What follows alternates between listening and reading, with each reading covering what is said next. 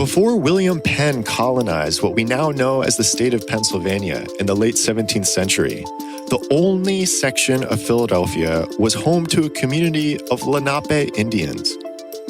These particular Lenape were known to be tall, incredibly peaceful, and a spiritual people.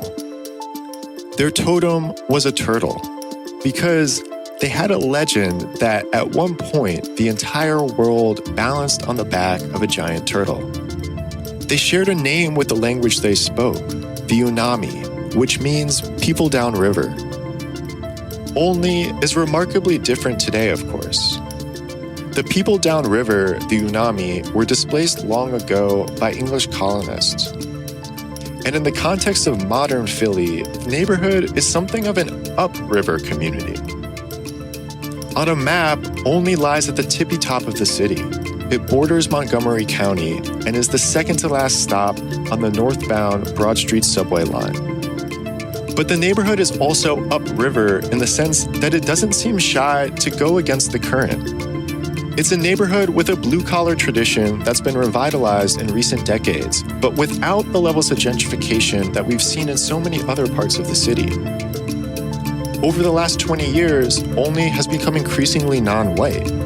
It's a true melting pot, home to large communities of Korean, Colombian, and Mexican immigrants, along with families from Africa and the Caribbean. Researchers believe it is the most linguistically diverse part of Philadelphia. More than 1 in 3 people who live there was born outside the United States. In this podcast, we're going to introduce you to some of them and hear why this neighborhood is so special. You'll also hear about the history of Olney, including the racism some people faced as the neighborhood grew less white. You'll hear from chefs and artists, teenagers and teachers, pastors and nonprofit leaders. You'll hear about its food, its thriving business community, and its built environment. A co-production of Olney Culture Lab of Culture Trust Greater Philadelphia and Amber Art and Design, in partnership with June Lopez and Malcolm Burnley. This is Audio Olney, a podcast exploring the beauty, complexity, and diversity of the Olney section of Philadelphia. We hope you enjoy. Major support for the Audio Olney podcast is provided by the Independence Public Media Foundation. Additional support is provided by the William Penn Foundation and Collins Family ShopRite. Well, we are here in the woods in our happy place. This is where we come pretty much every morning. And we just like to sit outside. We exercise and we also have conversations about different ideas and topics. And today we wanted to talk about history. What's interesting about the history of communities, a little different than the history of individuals, especially communities in the city, is that they're constantly in flux, they're constantly changing, and they're constantly evolving. And so at any point that you jump into a conversation of the history of the neighborhood, it's entirely different than any other point than that community's history. And I think when we talk about history in place or the individual, we're also talking about our identity.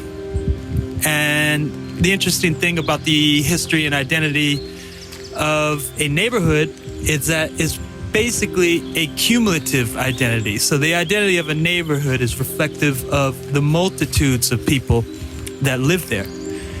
Now, when we talk about a place like Olney, in a very unique city like Philadelphia, you're talking about one of the more diverse, international, and younger populations in terms of a section, a region of the city, in the entire city. Every one of those identities have a very unique narrative to the landscape of Philadelphia, just in how they came and settled in the neighborhood. And, these are some of the things that we're trying to explore in this podcast. Before we go too much further, we should introduce ourselves. I'm Linda Fernandez. And I'm Keir Johnston. We are 2 members of a collective called Amber Art and Design. We formed in 2012 and since then have been doing visual art projects in communities around the world, all of which aim to capture the history, narrative identity, and cultural imagination of people in those various places, the people whose voices often don't get heard. But our home base is in Philadelphia, And when the pandemic hit, we had the idea to pursue a project in a new medium for us, which is how this podcast came to be. I think another reason we're doing this podcast is just like neighborhoods change, the history of how we share history has changed too.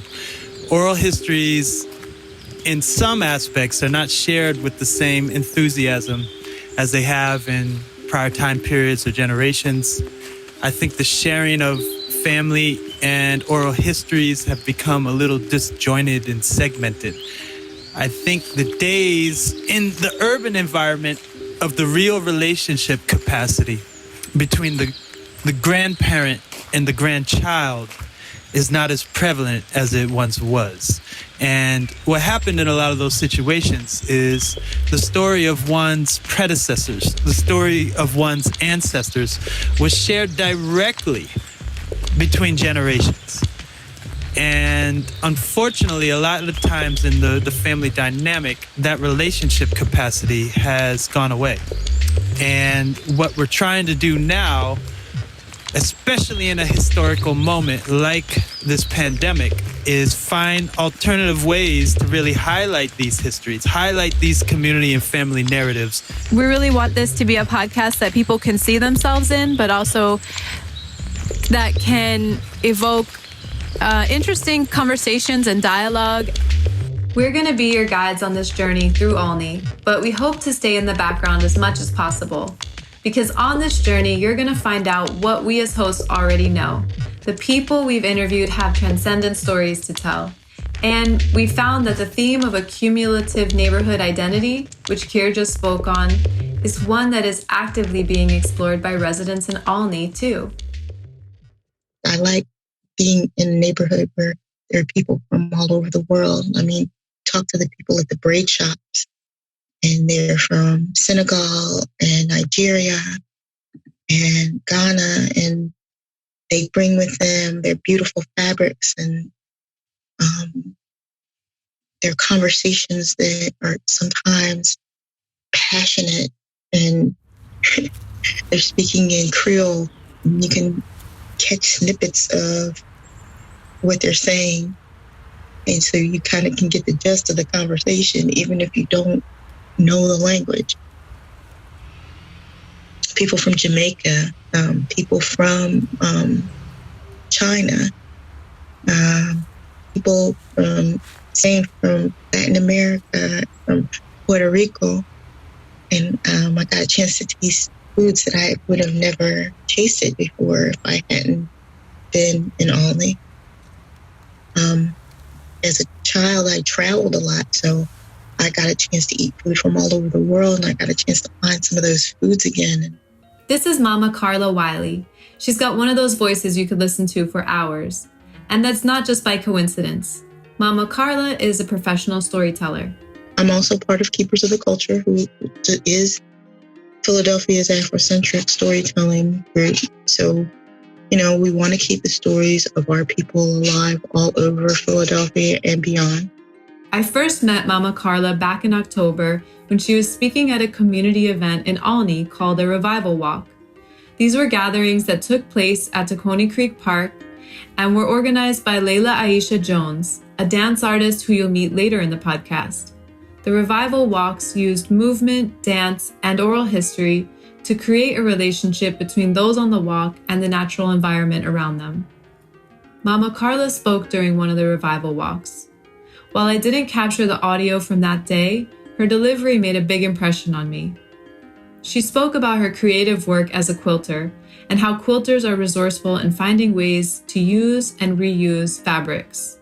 And once a fabric has been used so much that it's unable to be repurposed, it gets tossed into the fire.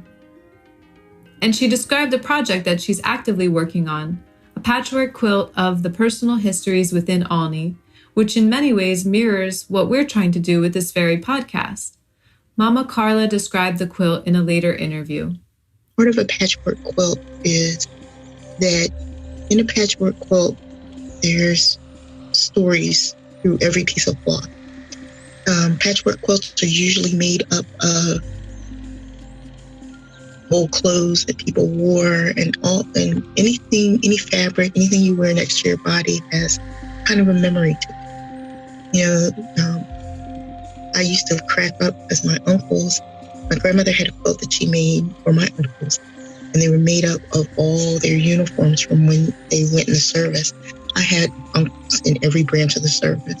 And I remember as a little child just feeling the buttons and, because Grandma would leave the buttons and stuff on the quilt. And I asked Grandma, I said, Grandma, whose quilt is this? And she said, it's mine. She said, it's of all my sons. And she told me the story of all the uniforms and whose uniform was whose. And as my uncles would come in and out, they would go like, yeah, that was from when I was stationed here, or I lived there. Without people like Mama Carla and the projects like her quilt, those stories are at risk of becoming extinct in the modern age. That fragility has been made all the more apparent during 2020 in the ongoing pandemic. But in Olney, especially now during the pandemic, some of those stories are changing. People are losing their businesses. People are leaving their businesses because they just can't keep them afloat. They were just barely holding on before the pandemic, and the pandemic has caused them to have to close their stores and stuff like that. And I just felt sad about some of those stories that are leaving our community. This quilt could be a way to preserve those stories, first of all. But the point of telling stories and sharing them is not only to maintain them as a living reminder of what was. Storytelling is not some form of cultural taxidermy. It's also about empowerment, putting yourself and your legacy in the context of something larger. And that is something that Mama Carla spoke fervently about. This whole city needs to change their idea of us being a tourist town and just waiting for tourists to come through. That we have folks in our community, young people in our community, who we need to entice to stay here, to build their families here, to build their communities up, become involved in their community. Now, no, we don't want to tie them down. We want them to have life experience and all that. But at the same time, we want them to think of this as their hometown. What do you want to do for your hometown? Most people want to see their hometown thrive. It's so often true in history that outsiders get to define what a neighborhood is or is not. The statistical researchers, the PhD anthropologists, elected officials, the media. People in power and those who write down history play an outsized role in defining what a place is to the rest of the world. It's a limited way of understanding a complex earth. But as Mama Carla says, there's a way to take back some of that power, and it's by telling narratives that come from those communities. Those are the stories that need to be told. That's the stuff that the quilt is going to commemorate, are people who care about their community. But before we can bring you more of the history of Olney, told by those people who are living it right now, you should understand what's come before. And that story begins more than 400 years ago with the Unami, the indigenous Native American group that built a thriving civilization on the banks of the Delaware River, long before the river got that name. They were really skilled negotiators, diplomats, and managed to kind of keep the peace for a really long time. That's Catherine Holloquist, a professor of art history at LaSalle University. She's been researching Olney as part of a book about the history of resistance to colonialism in America. The Unami resisted colonization in many strategic ways. And the Lenape were really skilled at navigating this because, it was a matter of aligning yourself for a couple centuries with the right group. So they were really able to resist, the Dutch and the English were the big superpowers.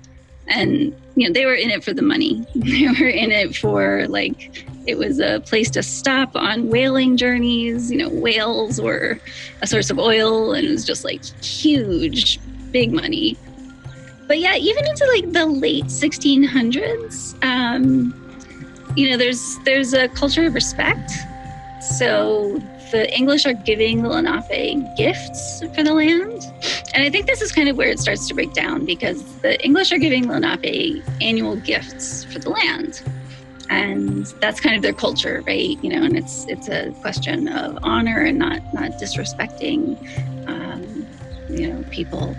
And Penn actually leaves, so he's not, he doesn't want to stick around too long. And when he goes back to England, the English kind of say, well, we bought this land, right? And I think that's so fascinating, because it kind of breaks down over this issue of like land ownership. Because for Native Americans, like, you can't own land. Like, what are you talking about? Right. There's no concept of land ownership. Like, you're related to the land. You coexist with the land. Like, it feeds you, but and you could give like annual gifts. But yeah, that starts to break down. And I think like by the 1730s, you have the walking purchase, which I'm sure you know it, but basically the English steal a lot more land than they were supposed to. Right. They like defraud the Lenape, and then I think through like the 1700s it starts to the balance of power, and you have like thousands of settlers kind of streaming in, emigrating on ships, and so yeah, the balance of power kind of tips in the English favor. To this day, a lot of people claim that the Quaker ethic remains an intrinsic part of the culture within Philadelphia. It's the idea that Philly often moves slowly and stubbornly in its progressions through time, much like the Quakers were known to deliberate for long periods before coming to a decision. But Holoquist believes that resistance to change can be traced back farther than William Penn. It can be found in the story of the Unami, she says. But I love the way that like peace and resistance and activism are really woven through this area. The Unami were eventually displaced in the 1700s, but we don't have many records of what triggered their disappearance. So through the 1600s, you weren't supposed to walk through, like you wouldn't go through Olney without Lenape guide. And if you did, those people might be killed. It wasn't like someplace that the English felt that they owned yet. And this is one of the problems when you have like oral history. There aren't records, which is what Westerners are used to, but they spread out westward, like towards Ohio, and they kind of keep getting pushed out. And so that's like the story of Native Americans east of the Mississippi all through that period. It's just they keep getting pushed further and further and further west, and the terms keep getting like worse and worse. It took European settlers a long time to see the value of the land that later came to be known as Olney. As Philadelphia got developed, Olney was on the outskirts of the city.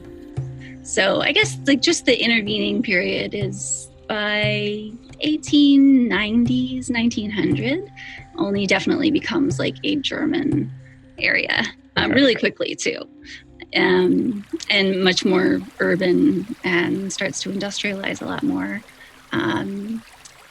In that missing period in the 1800s is just this really interesting period of like industry on the one hand, because of course the Tacony Creek is like a huge power source.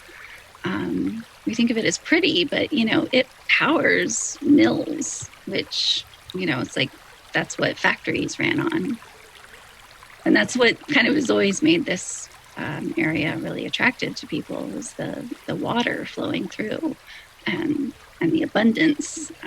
That's something I really like. It's like, the abundance is always there, the richness of the nature. Like maybe that's why we find so many different interlayered groups and such diversity. For the same reasons that the Unami saw advantages to Olney, so did the European settlers.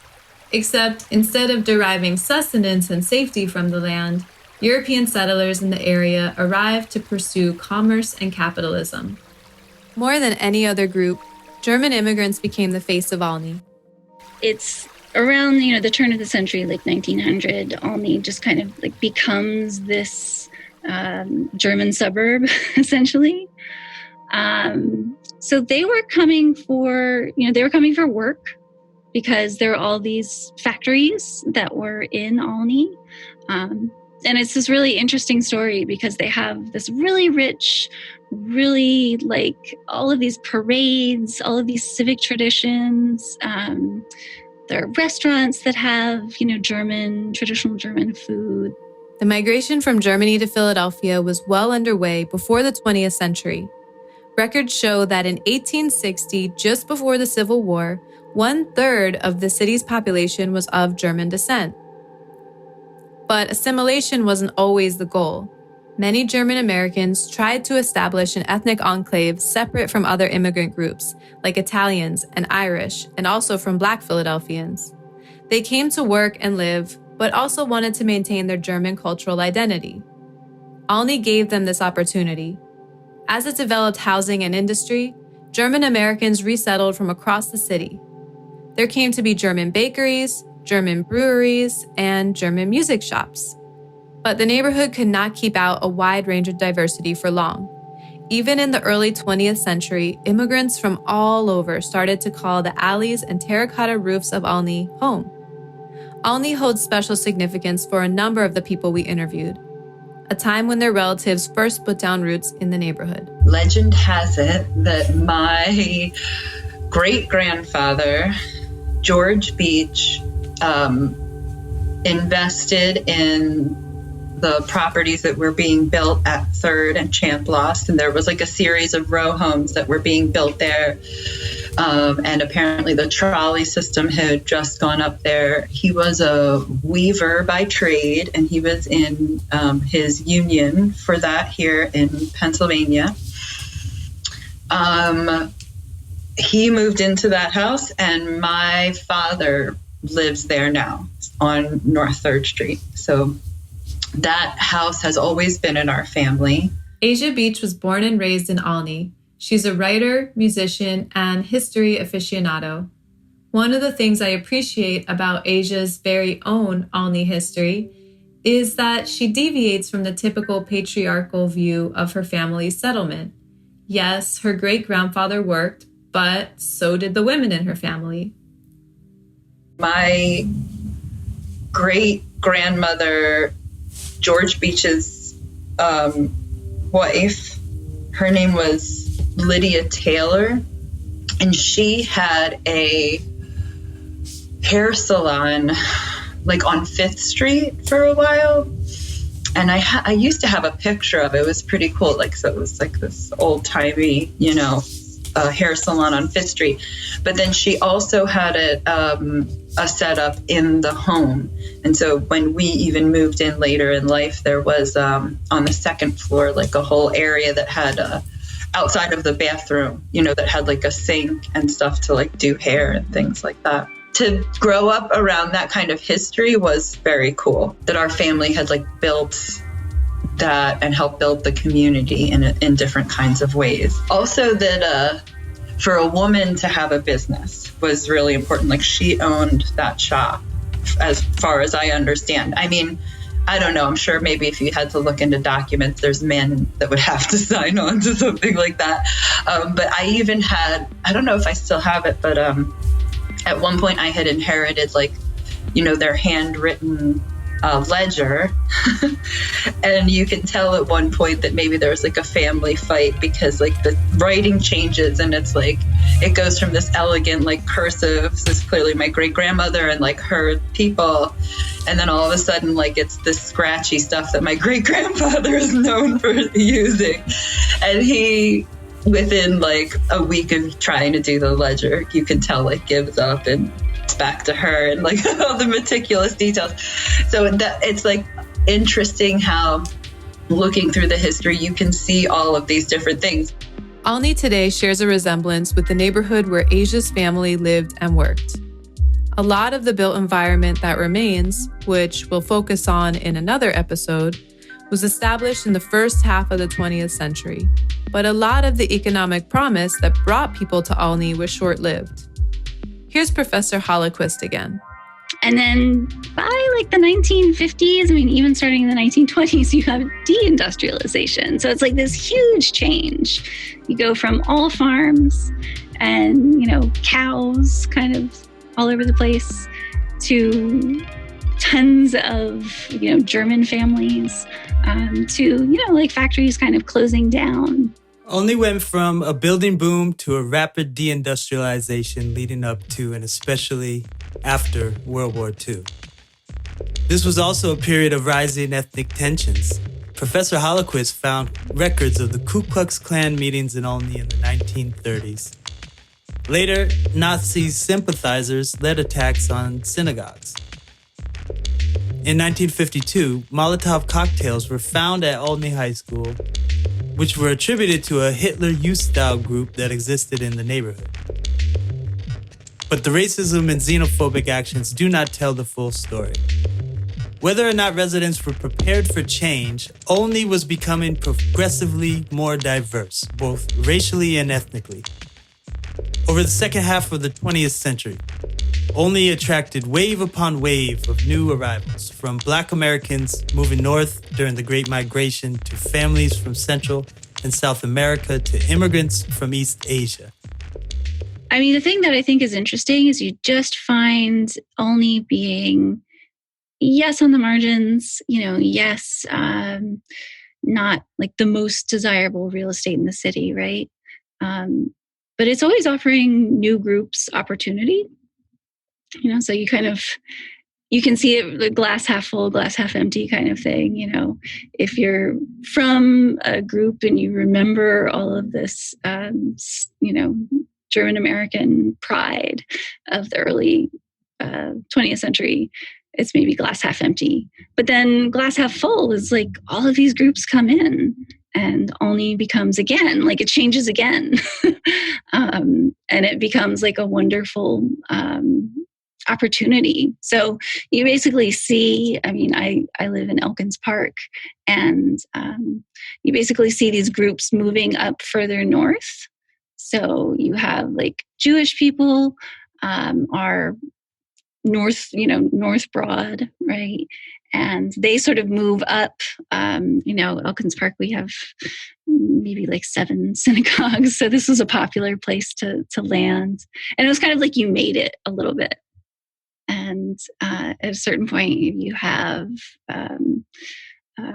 Korean people and, people coming from Asia and the Caribbean as well. So it's like, it's maybe like the third wave of immigration. But once again, it's this sort of workable place.